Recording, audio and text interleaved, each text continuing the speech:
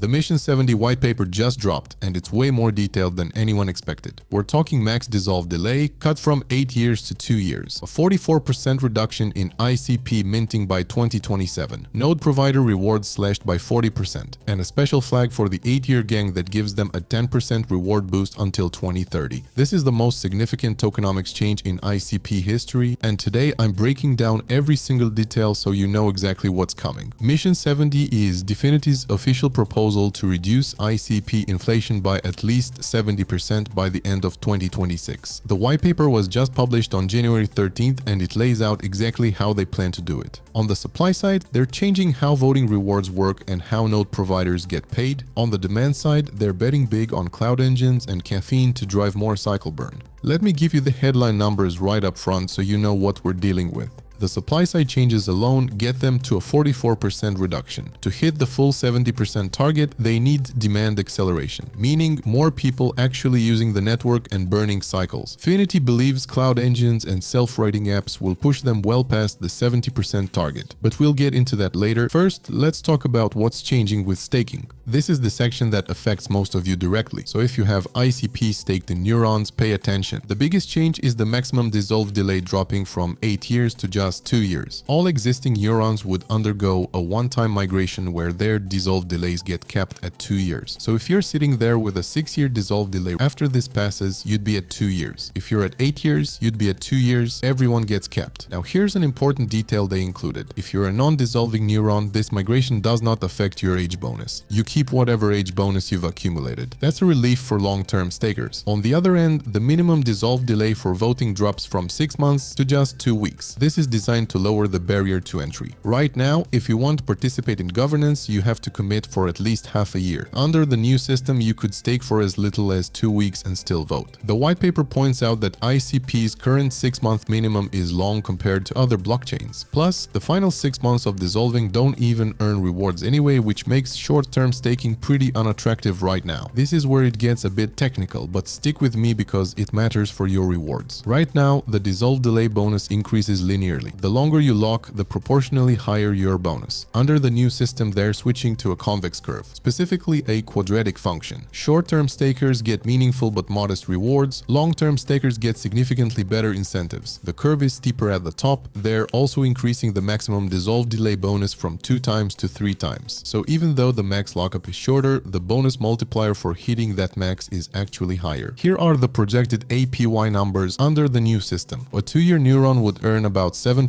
APY. That's down from the current 12.3% for 8-year neurons. But remember, you're also committing for 6 fewer years. Now here's something specifically for the 8-year gang, and honestly, this is better than I expected. Neurons that have historically maintained an 8-year dissolve delay will receive a special flag and a dedicated 10% reward boost. This boost stays in effect until the end of 2030. That's almost 5 years of elevated rewards as a thank you for your long-term commitment. But here's the catch. If you start dissolving, you lose the flag and the boost. Same mechanic as the age bonus. So the 8-year gang isn't getting abandoned, they're getting recognized. Whether that's enough to satisfy everyone is another question, but at least DFINITY addressed it directly. Here's something that hasn't gotten much attention yet, but is actually really important for long-term inflation. Right now, the voting reward function decreases from 10% at Genesis down to 5% 8 years after Genesis. We're almost at that 8-year mark. Once we hit it, the reward rate becomes constant at 5%. And here's the problem. If the reward rate is constant but total supply keeps growing, the absolute amount of ICP minted for rewards keeps growing too. Their solution is to introduce a cap on the daily voting reward pool. Once we hit the 8-year mark, the daily reward pool gets frozen at that level. It becomes a governance parameter that can be adjusted over time, but it won't automatically grow with supply anymore. This is a big deal for preventing runaway inflation in the future. One more detail on staking changes. When all these 8-year neurons suddenly get capped at 2 years, you're going to have a massive wave of neurons hitting their dissolution date at the same time.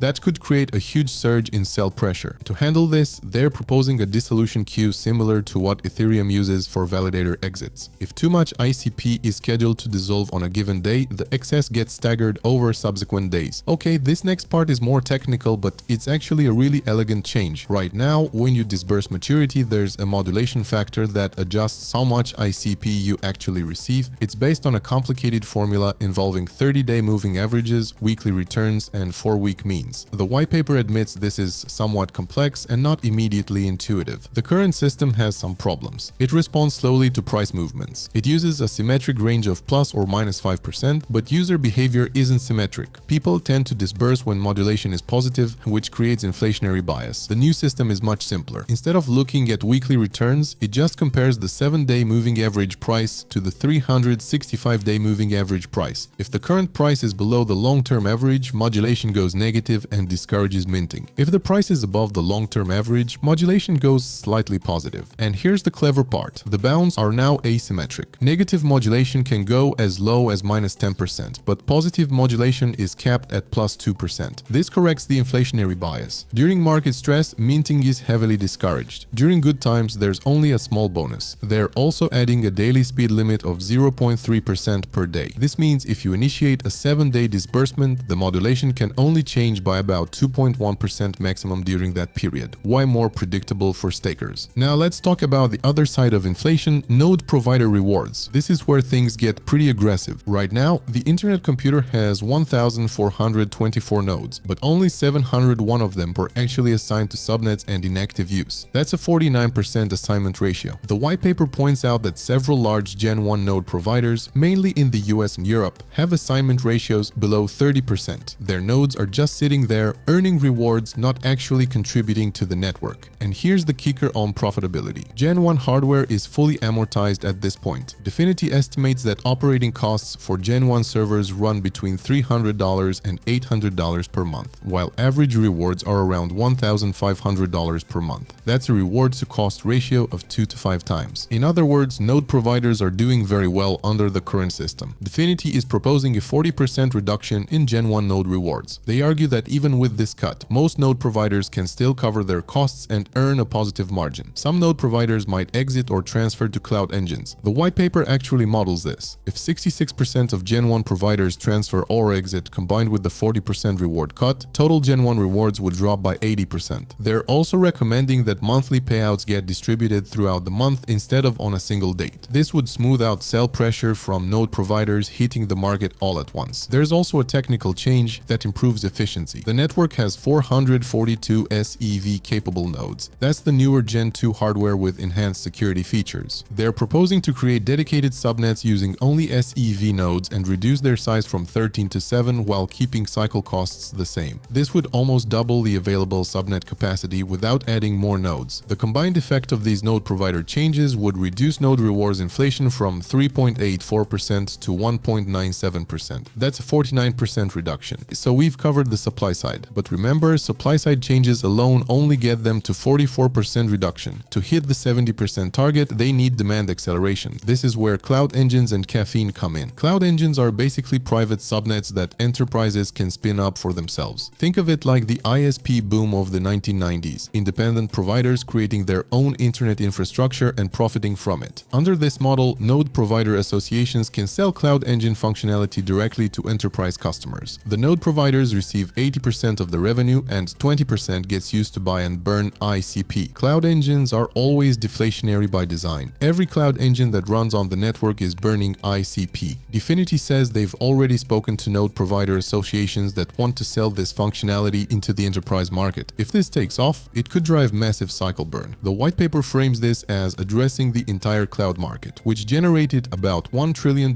in revenue in 2025 and is projected to hit $2 trillion by 2030. To hit the full 70% target, they need to increase the cycle burn rate from the current 0.05 XDR per second to 0.77 XDR per second. That's about a 15 times increase. Sounds aggressive, but the white paper points out that the burn rate already exceeded this level for several months in 2025. Let me tie this all together with the complete numbers. Starting from 9.72% total minting in 2026, the supply side measures bring it down to 5.42% by 2027. That's a 44% reduction. If demand acceleration hits their targets, they get to 2.92%, the full 70% reduction. And here's the thing DFINITY emphasizes. Even if demand acceleration could achieve Mission 70 on its own, they believe the supply side measures are still essential. They want to position the network for long-term success, not just short-term inflation reduction. That's the full breakdown of the Mission 70 white paper. 19 pages of tokenomics changes condensed into one video. Now that you've seen the actual details, are you voting yes or no on Mission 70. Drop your thoughts in the comments. If this video helped you understand what's coming, hit the like button and consider subscribing to the channel. Thanks for watching, and I'll see you in the next one.